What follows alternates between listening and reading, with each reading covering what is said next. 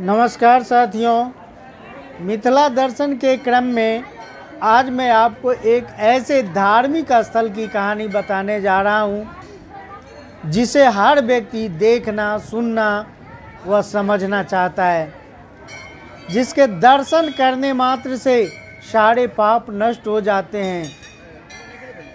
इनका एक गौरवशाली इतिहास रहा है।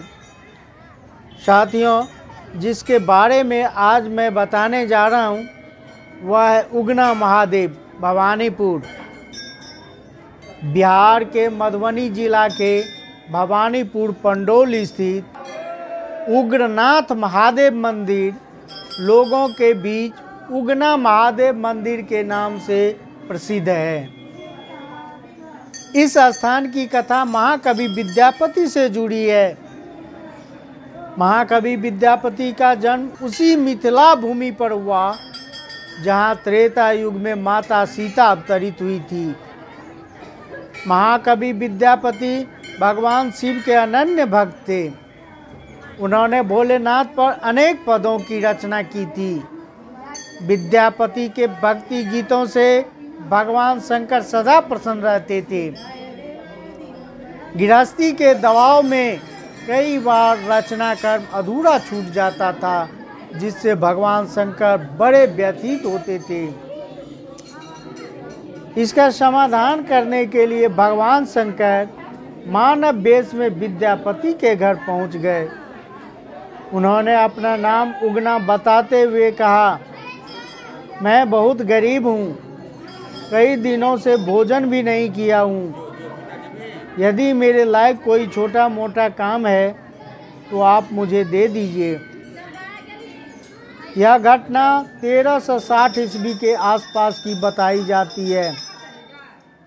पुनः उन्होंने कहा, मैं आपसे पगार नहीं लूँगा, आप मुझे केवल 2 वक्त का भोजन दे दीजिएगा। विद्यापति की पत्नी सुशीला यह सब सुन रही थी। उसे लगा कि निःशुल्क नौकर मिल रहा है तो फिर क्या हर्ज है। सुशीला बोली, उगना बहुत ज़रूरतमंद है, इसे रख लेते हैं। विद्यापति ने पत्नी की बात मान ली और दूसरी तरफ भोलेनाथ की इच्छा भी पूरी हो गई। एक दिन विद्यापति उगना को साथ लेकर राज दरबार जा रहे थे। गर्मी का मौसम था। तेज गर्मी के कारण विद्यापति का गला सूख रहा था। जंगल का क्षेत्र था, आसपास पानी कहीं नजर नहीं आ रहा था। उन्होंने उगना से जल प्रबंध करने को कहा। उगना एकांत स्थान पर जाकर अपना वास्तविक रूप धारण कर अपने जटा को खोलकर उससे 1 लोटा जल भर लिया। पुनः उगना रूप में जल लेकर विद्यापति के पास पहुंच गए। जल का पान करते ही विद्यापति के अंदर नई स्फूर्ति आ गई। विद्यापति समझ चुके थे कि यह गंगा जल ही है। 1 घूंट जल पीने के बाद लोटे को रख दिया और उगना से पूछा, रे उगना, यह गंगा जल है, तू कहाँ से लेकर आया है और तू कौन है, ये मुझे बता, अन्यथा मैं जल पिए बिना ही प्राण त्याग दूंगा।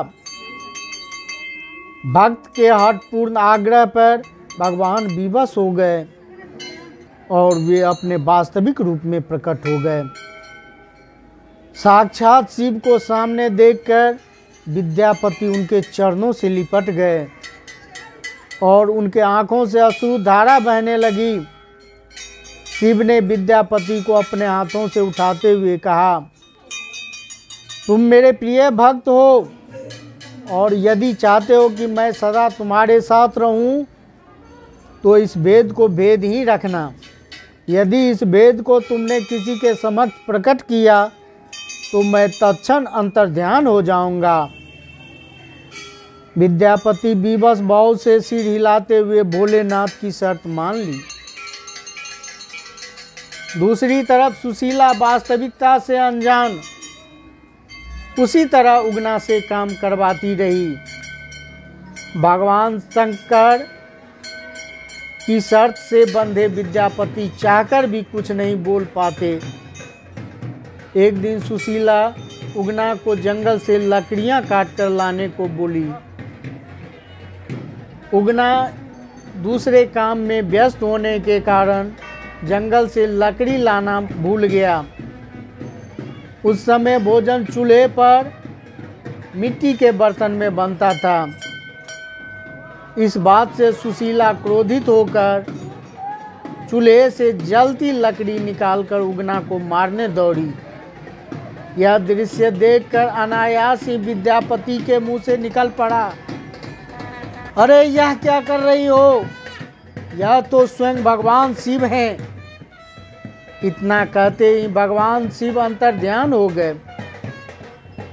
मान्यता है कि विद्यापति को प्यास लगने की घटना और उसकी पत्नी द्वारा लकड़ी से मारने की प्रेरणा माता पार्वती ने दिया था। वह दुखी थी कि उनका पति उनसे दूर एक भक्त के प्रेम में नौकर बनकर रह रहे थे। तभी से इस क्षेत्र का नाम भवानीपुर पड़ा। इससे विद्यापति काफ़ी व्यथित हुए और उगना की खोज में इधर उधर भटकते रहे। इसी समय उनके मुंह से अनायास ही निकल पड़ा, उगना रे मोड़ कतय गेला। और इसी से उन्होंने इस छंद की रचना कर डाली। यह मंदिर एक विशाल परिसर में फैला हुआ है।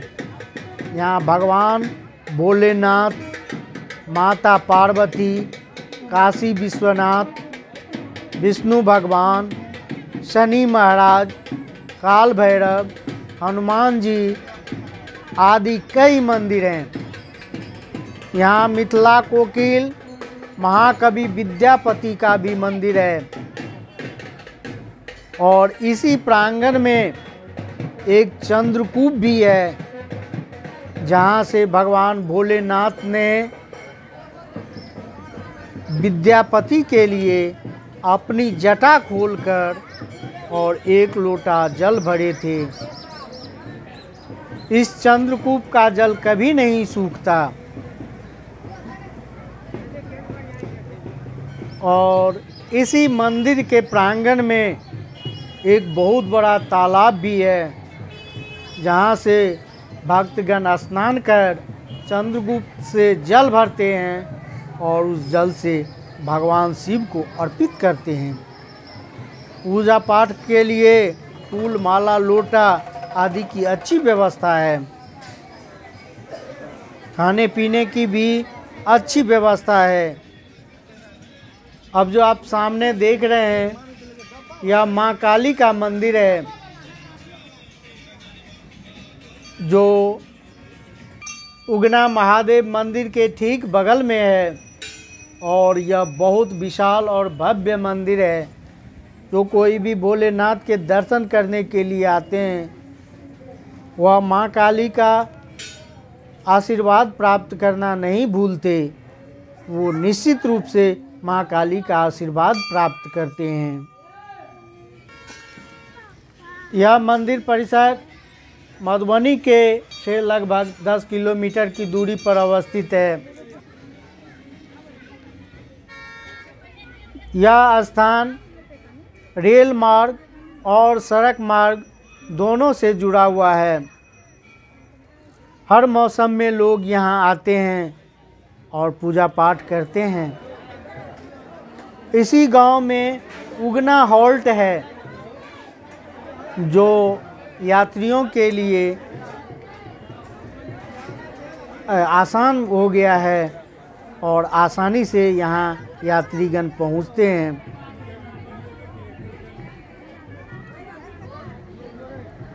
1831 ईस्वी में महाराजा धीराज रामेश्वर सिंह द्वारा यहाँ पर मुंडा मंदिर का निर्माण करवाया गया था। वर्ष 1934 के बाद इसका जीर्णोद्धार करवाया गया।